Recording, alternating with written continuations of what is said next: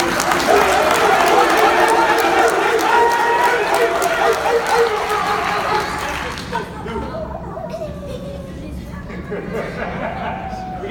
got some comedians in the group. That's this one. That's that one? Okay. Well, my name is Gary Robinson. Gary Robinson. I am perseverance, and I am determination. I am inspiration. I'm that guy you call when life has knocked you down, when the world spits in your face and tells you it's not good enough, when you're in that dark place in life and feel like there's no point really going on. I'm that guy that's going to quote inspirational movie quotes to you like, life ain't all sunshines and rainbows. It's a very mean and nasty place and will beat you down permanently if you let it. Nobody's going to hit as hard as life, but it ain't how hard you hit. It's how hard you get hit and keep moving forward. How much you can take and keep moving forward. That's how winning is done. So if you all know what you're worth, then go out and get what you're worth, but you gotta be willing to take the hits. Now this reminds me of a story about a young man who graduated college in 2004. He wanted to follow in his father's footsteps of becoming a pharmaceutical sales representative. But unfortunately during that time, the industry was on decline and they weren't hiring college graduates. And this discouraged him because most of his friends went off to work for big firms, making good money, and he didn't have a fallback plan. So he reached out to his college professor with whom he did a lot of volunteer work for. She was someone he could always get advice from. She was very well respected. And she mentioned to him that her fiance was a mortgage broker and the industry was booming. He was making money hand over fist. So she arranged a meeting between the two of them. Her fiance pulled up in a brand new Mercedes-Benz, wore a sharp suit, spoke very eloquently. He just oozed out confidence and success. He had all the characteristics and qualities that this young man really wanted to possess. So he started working for him. And within a few months, this mortgage broker was able to get this young man into a brand new sports car, a new house, and an office in the Galleria without putting any money down. This young man was excited to have all these things. Can you imagine fresh out of college, having a new car and a house? But he really neglected to see the wolf and sheep clothing because now he accumulated a lot of overhead that he wasn't able to afford. And so as he's working for this mortgage broker, he started noticing a few shady things. So he turned a blind eye to it because he just figured that was the nature of the beast, that was the industry he was in. Then down the line, more and more shady things started to come to light. But at this point, the young man felt like he was really in too deep. He was ashamed to ask his parents for advice and help, and he already had a lot of debt he accumulated. So what he did was he just kept working for him. And it got to a point where the stress was so unbearable that he had to leave this mortgage broker. He ended up filing bankruptcy, losing his house and car. And did I mention he was being investigated by the FBI? I know. It was a rough time for him. But then over the course of years, things started getting better. The FBI, they just went away. But in 2011, his past caught up with him. He was indicted for committing mortgage fraud and sentenced to 2 years in a federal prison in Louisiana.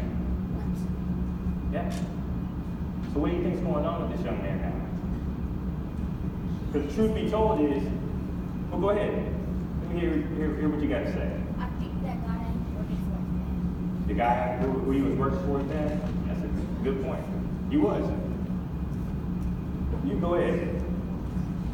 You gotta speak up. I'm not able to hear you. Got arrested? Yeah, he did. He was arrested and went to prison. You. Hear this before? Well, that's true.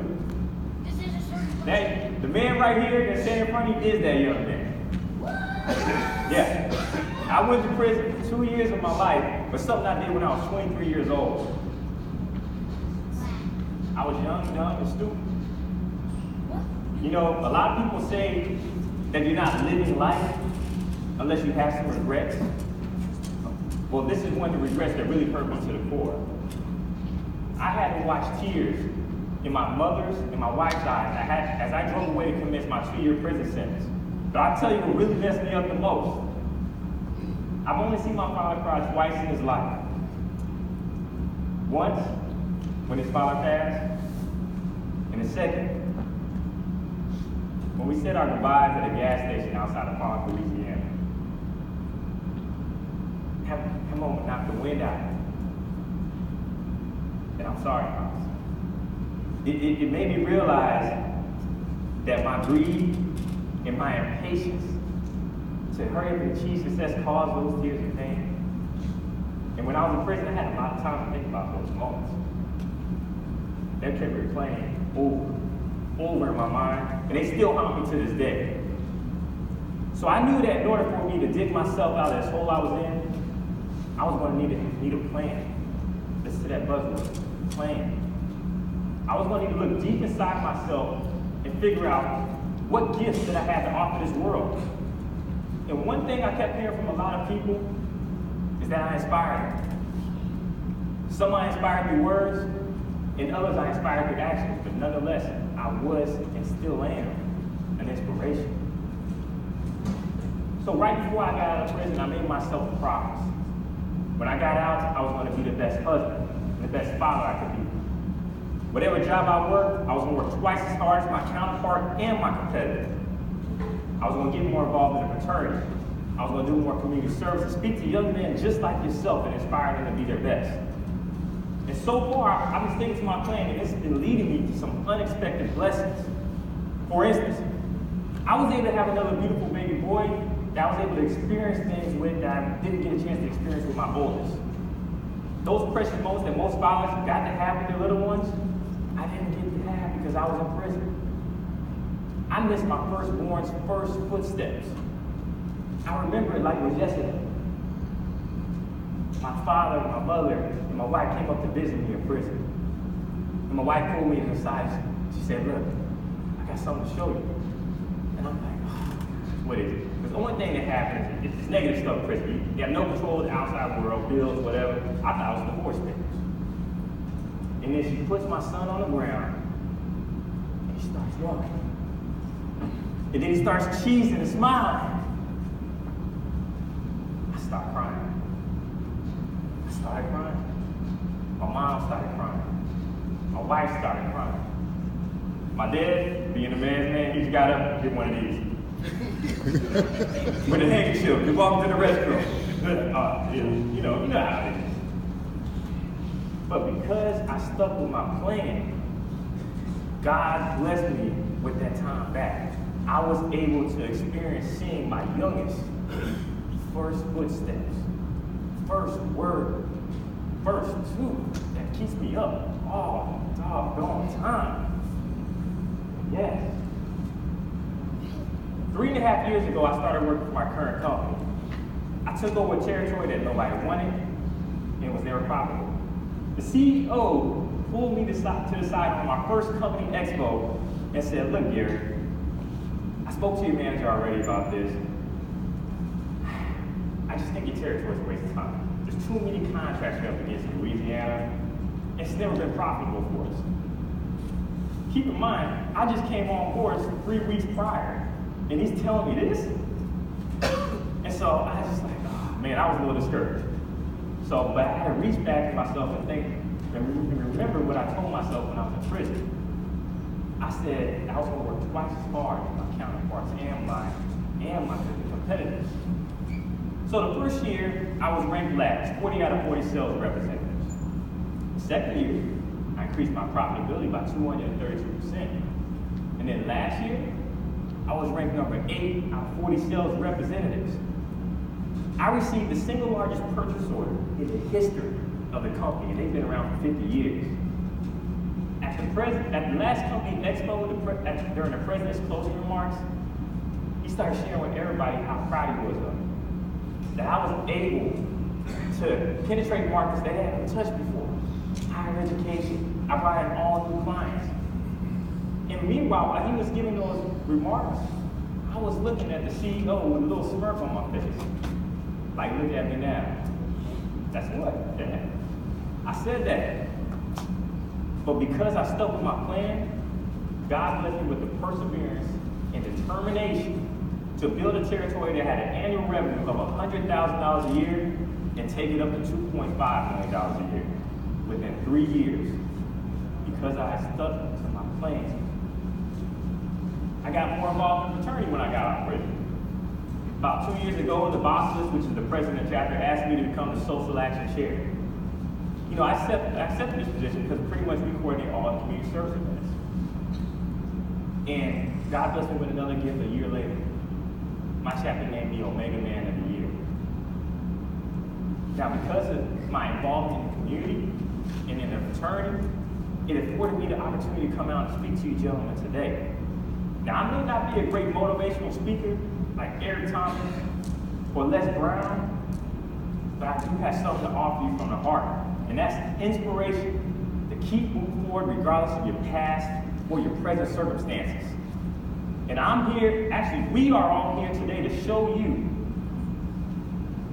we see you. We value you. You are concealed greatness that needs to be unlocked. You are perfect. In every way, in your own special way, you are perfect.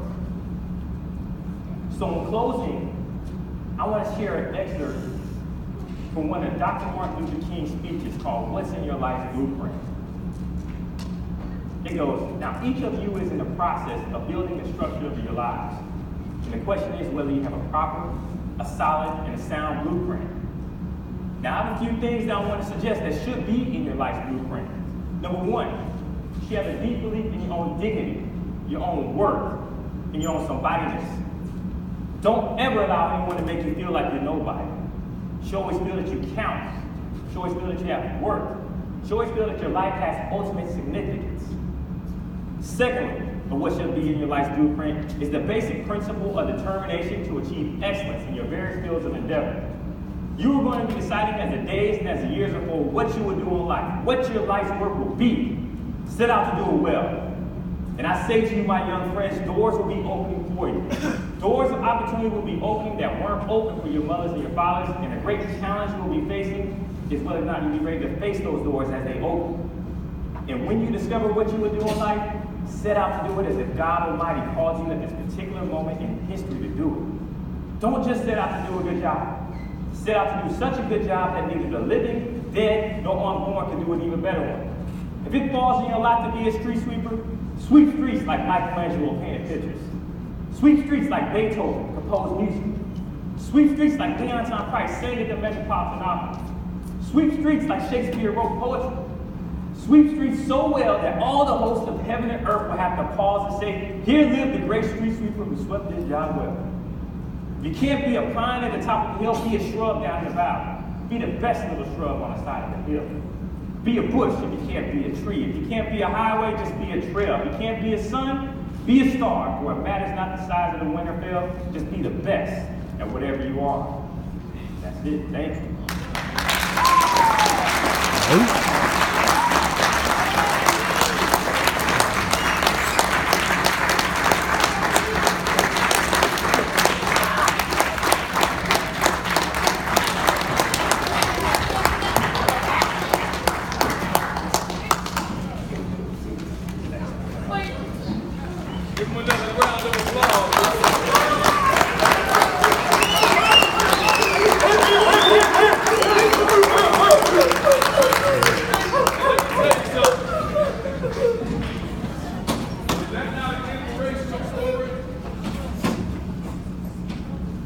Young men, this is the reason why we wanted people in front of you. Some of you are in rough spots.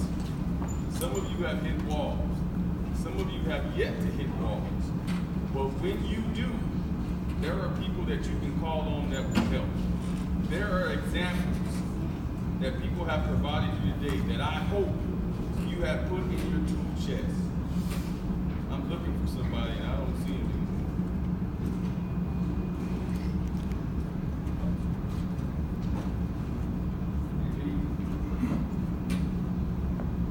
Oh, I see. Okay.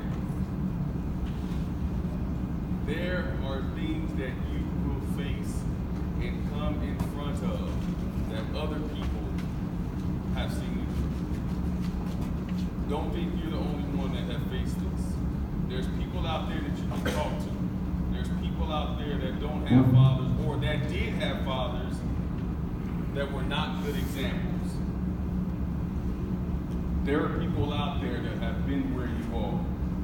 Don't let that circumstance define you. So, 2 questions. What will you take from any of your sessions today? You young ones are energetic. I like y'all. I want some of you older. Just give me one thing that you've heard in the session that you will take today. If you don't count, because you've been around the world too long. Anybody? Go ahead. Inspire others. Say again. Inspire others. Inspire others. Good. Come on, young ones. Come on, Josiah. Name something you're going to use. Yes, sir. You got to speak up. Be uplifted. Second question. Did this help you with understanding your plan determines your path? Yes. I hope it did. I hope in the sessions people were able to provide you with knowledge, provide you with examples, and the tools that will help you move forward. I hope in our keynote speaker, his example, his inspiration will inspire you. Through that whole conversation, all I'm hearing is see it through. When you ever get struck, you spread face to face, the chin said, shoulder, put your feet, take a break. Some of us know it, some of us don't, some of us never learned it. Anyway. No, but really, your testimony, your life, or your challenges, or your troubles, or your mother to son story is your testimony to help other people. That's the truth. So brothers, we're going to end this with a word of prayer, and we're going to pray over the food. So we got pizza for y'all in the back. We're going directly to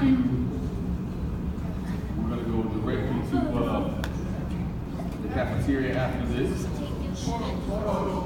But before we do that, all the sessions speakers, can you guys come up here really quick? All of those persons who spoke in session leaders. Gary, I need you over here as well.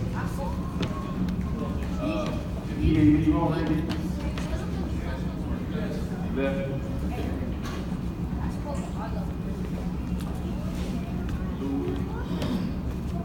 Okay. Jacob has to leave as well. Can I get the white boxes here as well?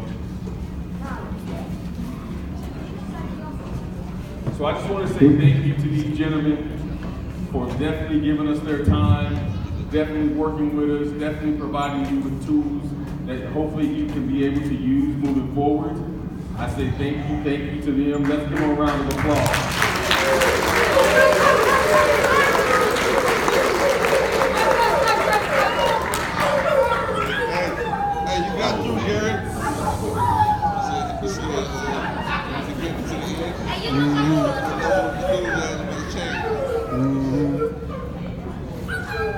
Hey, you got through, Gary. The level of enthusiasm changed.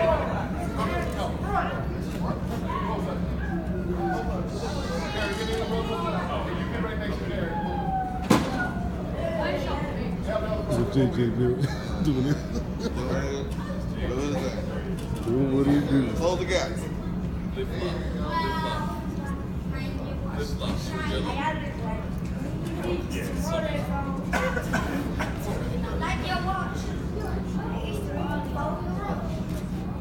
JJ, that means your approval.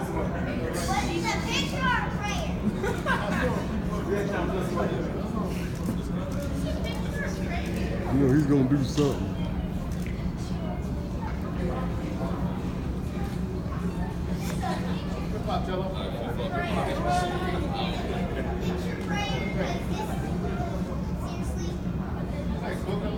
Yes, sir, brother. All right. Round of applause for these boys.